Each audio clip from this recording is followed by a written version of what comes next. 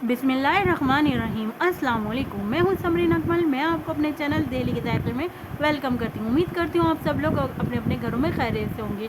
आज बन क्या रहा है दिल्ली के जायके की किचन में? आज बन रहा है, आप लोग अंदाज़ा लगाइए कि आज क्या बन रहा है, जिसमें आपको सब्ज़ी भी नज़र आ रही होगी, गोश्त भी नज़र आ रहा है, गरम मसाले भी नज़र आ रहे हैं, जनाब दही भी नज़र आ रहा है। तो क्या बन रहा है जी? आज बनने जा रहा है दिल्ली के जायके में टिंडे गोश्त का सालन। अगर आप लोग मेरे चैनल पर नए हैं तो मेरे चैनल दिल्ली के जायके को सब्सक्राइब करें, बेल के बटन को ज़रूर प्रेस कीजिएगा, इससे मेरी नई आने वाली वीडियो आपको फौरी देखने को मिलेगी।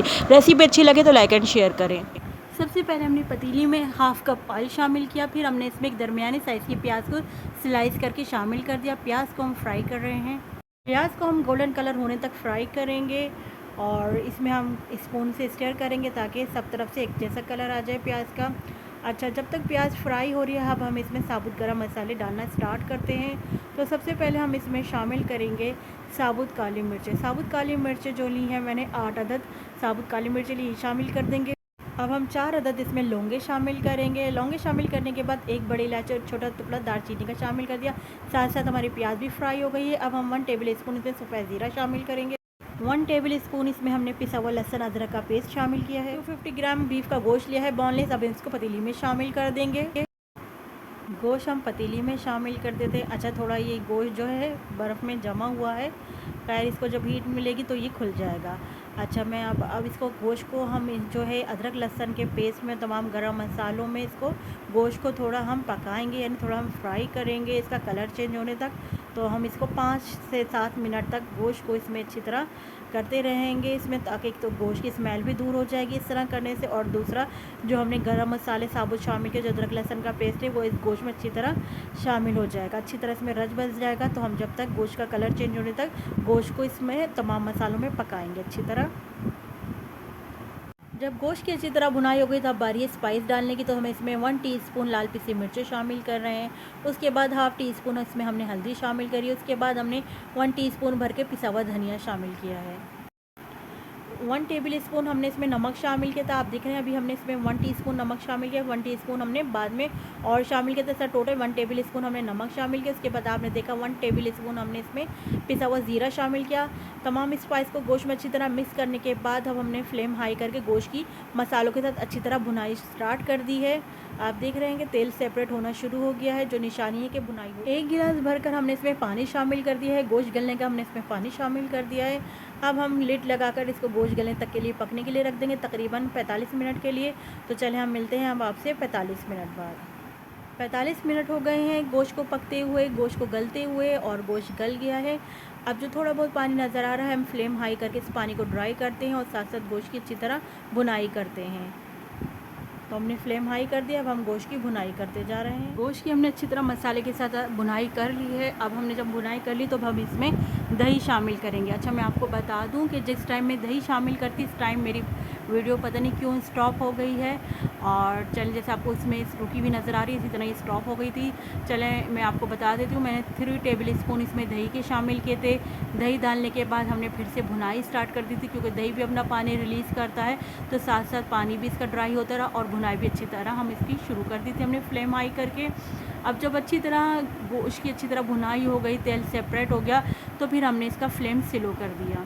250 ग्राम टिंडे लिए थे, उनको मैंने पील कर लिया। पील करने के बाद अच्छी तरह वॉश कर लिया। उसके बाद मैंने कटिंग कर ली है इस तरह, यानी एक में से मैंने 4 कटिंग कर ली है, 4 इसके काट लिए हैं। अब हम इसमें टिंडे शामिल कर देंगे।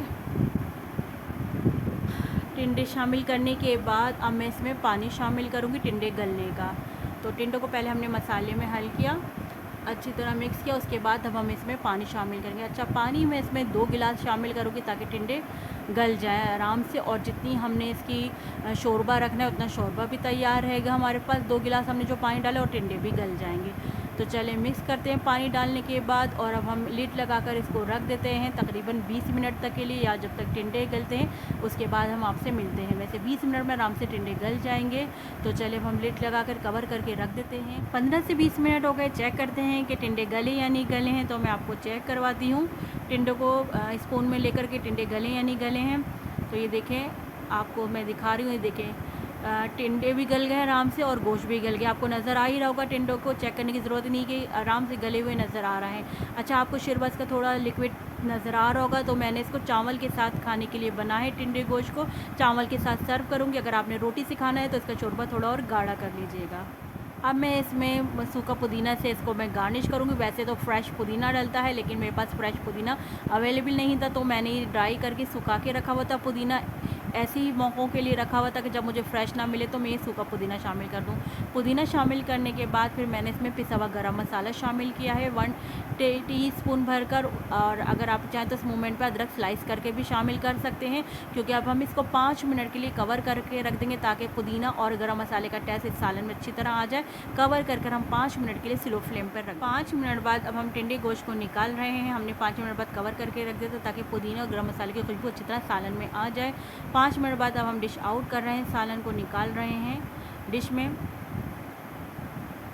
ज़बरदस्त सा शोरबे वाला तैयार हो गया है। टिंडे गोश्त को हमने डिश आउट कर लिया है। अब मैं इसमें स्लाइस की हुई अदरक शामिल कर रही हूँ। अगर आप लोग चाहें तो जिस टाइम मैंने पुदीना और पिसा हुआ गरम मसाला शामिल किया था पतीले में, आप उस टाइम भी अदरक शामिल कर सकते हैं, लेकिन मैं सर्व करने के बाद इसमें अदरक शामिल कर रही हूँ। क्या ज़बरदस्त आप देख रहे हैं, इसकी लुक नज़र आ रही है, क्या माशाल्लाह से ज़बरदस्त बनकर टिंडे गोश्त तैयार हुआ है। और आप देख रहे हैं कि कितना ज़बरदस्त पे रोगन भी आया है और कितनी अच्छी इसकी ग्रेवी भी बनी है। इसको हमने चावलों के साथ सर्व करेंगे। आप चाहें तो रोटी के साथ भी इसको सर्व कर सकते हैं, चाहें तो आप इसको नान के साथ भी खा सकते हैं। नान के साथ भी बहुत मज़े के लगते हैं और प्लेन राइस के साथ तो बहुत ही मज़े के लगते हैं। तो मैंने आज की रेसिपी में टिंडे गोश्त के साथ साथ प्लेन राइस भी बनाने सिखाए हैं। ये मैंने उन बच्चों के लिए बनाना सिखाए हैं चावल जिन्होंने अभी नया नया कुकिंग करना स्टार्ट किया है, जो टीनेजर्स बच्चियाँ होती हैं। तो चलें चावल बनाना स्टार्ट करते हैं। 2 कप मैंने बासमती राइस लिए हैं। मैं इनको पानी से वॉश कर रही हूँ, फिर मैं इनको आधे घंटे के लिए पानी में भिगोने के लिए रख दूँगी। ज़ीरा चावल बनाने के लिए सबसे पहले हमने पतीली में हाफ़ कप से भी कम ऑयल शामिल किया। जब ऑयल गर्म होगी तो हमने इसमें 1 टीस्पून ज़ीरा शामिल किया। जब ज़ीरे का कलर चेंज हो गया तो फिर हमने इसमें चावल शामिल किए। 2 कप हमने इसमें बासमती राइस शामिल किए हैं और अभी हमने इसमें सिर्फ 1 गिलास पानी शामिल किया है। लेकिन मैं आपको बता दूँ कि टोटल हमने इसमें पौने 2 गिलास पानी शामिल किए थे 2 कप राइस में। तो अब हमने पानी शामिल करने के बाद मिक्स किया। अब मैं इसमें आधे गिलास से थोड़ा सा ज़्यादा पानी इसमें और शामिल करूँगी, यानी टोटल मैंने आपको बताया कि पौने 2 गिलास हमने इसमें पानी शामिल किया। देखिए हमने आधा गिलास से ऊपर और पानी इसमें शामिल किया है। अच्छा, पौने 2 गिलास टोटल इसमें पानी शामिल हो गया है। अब हम इसमें नमक शामिल करेंगे। नमक इसमें मैंने 1 टेबल स्पून भर कर लिया था नमक। देखिए अब मैं इसमें नमक शामिल कर दूँगी। नमक डालने के बाद हम स्पून से नमक को भी स्टीयर करेंगे।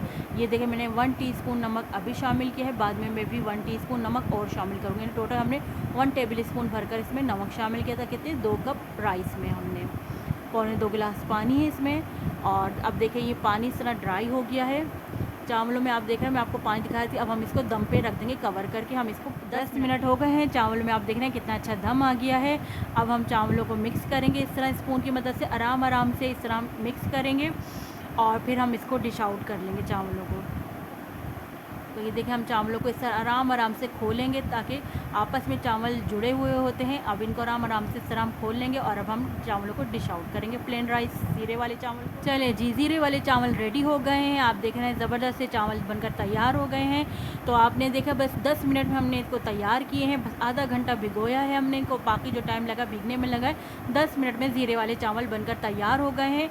अब मैं आपको दोनों चीज़ों को साथ दिखाती हूँ, सालन और चावल को। टिंडे गोश्त चावल रेडी हो गए हैं। हमने देखिए डिश में टिंडे गोश्त भी निकाली है और चावल भी निकाली हैं। दोनों चीज़ें निकाल कर हमने सर्व करने के लिए रख दी हैं, यानी खाना खाने के लिए बिल्कुल रेडी है टिंडे गोश्त चावल। मुझे तो मतलब देखते ही बताने में ही मुंह में पानी आने लग गया है। क्या आप लोगों की पसंदीदा डिश है टिंडे गोश्त चावल? बहुत मज़े की होती है ये सब्ज़ी, ज़रूर खाया करें। बहुत मज़े के बनते हैं टिंडे गोश्त चावल। जैसे आलू गोश्त चावल मज़े के लगते हैं, ऐसे टिंडे गोश्त चावल भी बहुत मज़े के लगते हैं। अब है टेस्टिंग टाइम। मैं आपको टेस्ट करके बताती हूँ कि कैसे बना है। तो ये मैं आपको फॉरवर्ड करके दिखा रही हूँ। पहले मैंने राइस निकाले, फिर अब मैं सालन निकाल रही हूँ। और ये मैं आपको देखिए, मैं इसको खाने का मकसद, टेस्ट करने का मकसद ये कि मैं दिखा रही थी। देखिए कितने आराम से टिंडा टूट गया है, यानी कितने अच्छे सॉफ्ट गल गए हैं टिंडे। और देखिए बोटी भी इशारों में इतने आराम से टूट गई है। तो चलें अब मैं आपको खा के बताती हूँ कि ये बने कैसे हैं। मुझे तो पर्सनली बहुत मज़े के लगते हैं टिंडे गोश्त चावल के साथ भी और रोटी के साथ भी।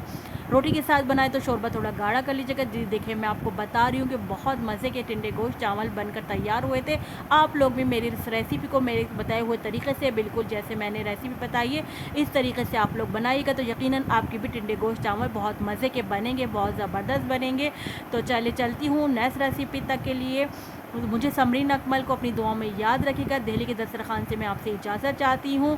फिर आपके साथ खिदमत में नई ज़बरदस्ती रेसिपी लेकर, बहुत यमी वाली रेसिपी लेकर आपकी खिदमत में हाज़िर होंगी। जब तक के लिए अल्लाह हाफ़िज़।